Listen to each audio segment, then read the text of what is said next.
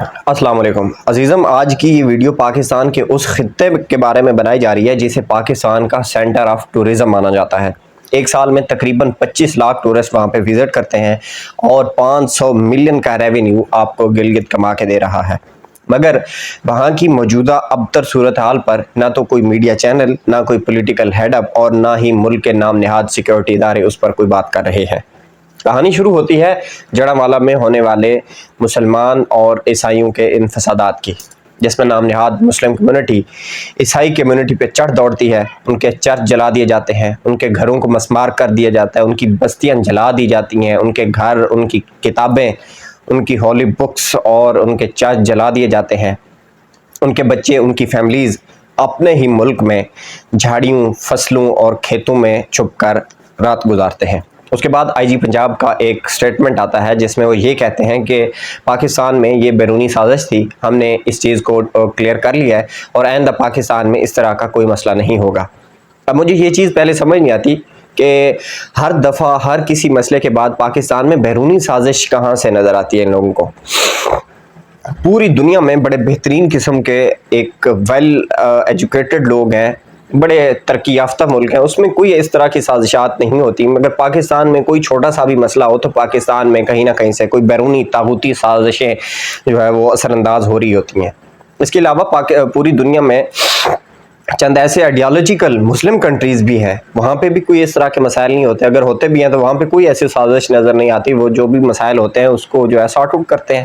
مگر پاکستان میں کوئی بھی مسئلہ آئے، یہ پچھلے 76-78 سالوں کی بات ہے، کوئی بھی مسئلہ آتا ہے تو اس کو بیرونی سازش کا نام دے کر ایسے جھاڑتے ہیں تمام معاملات کو اپنے سر کے اوپر سے، اور کوئی ان سے جواب مانگنے کو تیار نہیں ہے۔ اس کے بعد سینٹ میں ایک بل پاس کیا جاتا ہے جو ناموس صحابہ اور ناموس رسالت کا متن ہے۔ اسی بل کے تقریباً کوئی 4 دن بعد سکردو کے ایک شیعہ اسکالر ہیں، مذہبی اسکالر ہیں لوکل، باقر الحسینی، ان کے خلاف سنی کمیونٹی کی طرف سے ایف آئی آر درج کرائی جاتی ہے کہ انہوں نے صحابہ کی شان میں گستاخی کی ہے۔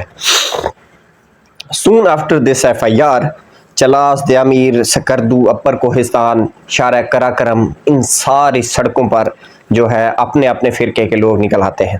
ایک طرف چلاس اور دیامیر، اس میں سنی لوگ زیادہ ہیں، سنی کمیونٹی کی جو پاپولیشن ہے وہ زیادہ ہے، وہاں پہ سنی جو طبقہ ہے وہ روڈ بند کر دیتے ہیں۔ ان کا کہنا یہ ہے کہ جب تک یہ اس کو باقر الحسینی کو گرفتار نہیں کیا جاتا تب تک ہم گھروں کو واپس نہیں جائیں گے۔ اس کے بعد سکردو اور اپر کوہستان جہاں پہ شیعہ کمیونٹی زیادہ ہے، وہ ایک بڑے مضبوط ایک گروہ میں وہ باہر نکلتے ہیں، وہ روڈ بند کر دیتے ہیں۔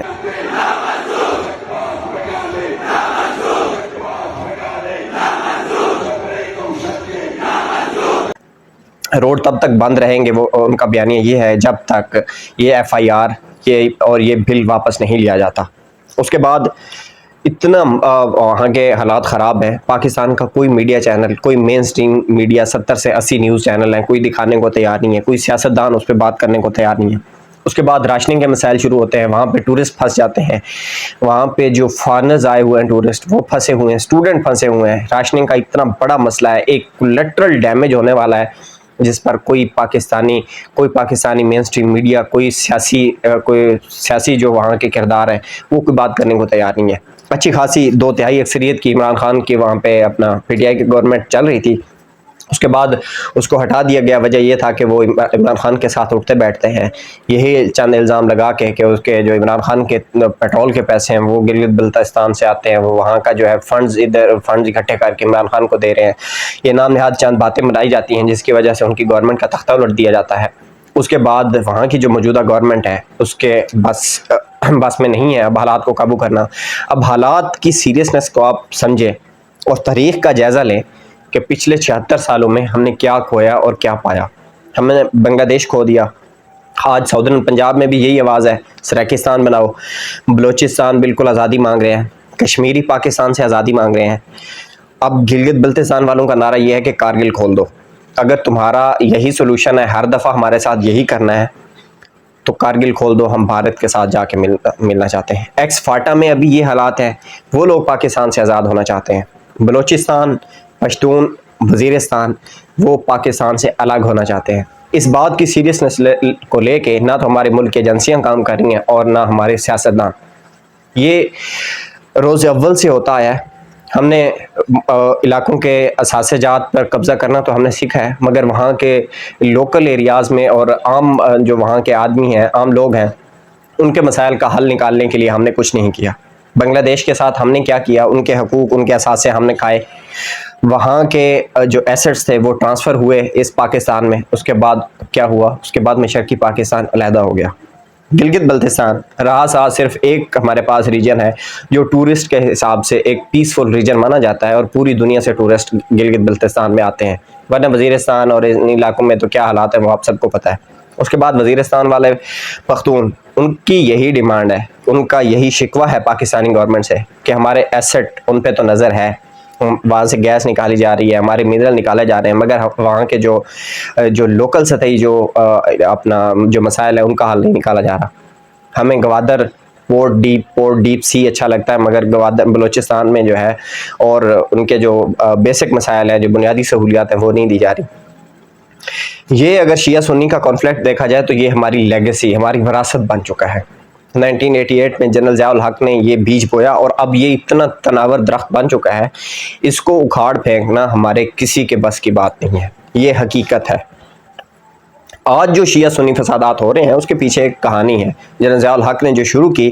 اب 1988 میں دیکھیں 400 بندے شیعہ کے مرے اور اس سے بھی زیادہ لوگ جو سنی کے مارے گئے. یہ جنگیں کروائی جاتی ہیں، یہ لڑائیاں کروائی جاتی ہیں معاملات سے توجہ ہٹانے کی خاطر، سمپتھی کی خاطر، ایڈز کی خاطر. یہ ساری وہ کہانیاں جو آپ سب اچھی طرح سمجھیں گے. ساری باتیں میں یہاں پہ بیٹھ کے نہیں بتا سکتا، مگر اس بات پہ غور کرنا. ابھی 2012 کی بات ہے، تقریباً 60 سے 70 لوگ مروائے گئے زائرین جو وہ کوئٹہ سے آ رہے تھے. آئی ڈی کارڈ دیکھ کے بسوں سے اتار کے مارا گیا.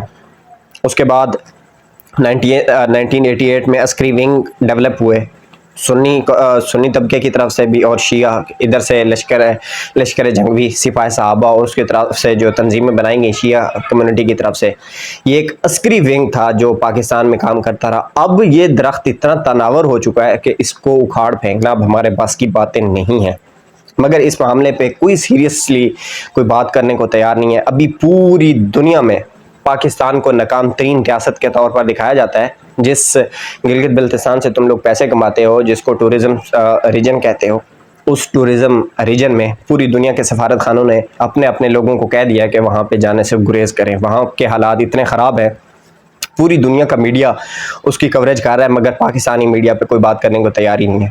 کون نہیں کرنے دے رہا، یہ آپ سب اچھی طرح جانتے ہیں. ابھی حالات اتنے شدید تر ہو رہے ہیں کہ وہاں پہ آرمی ڈپلائی کر دی جا رہی ہے ایز یوزول جیسے ہوتا آیا ہے.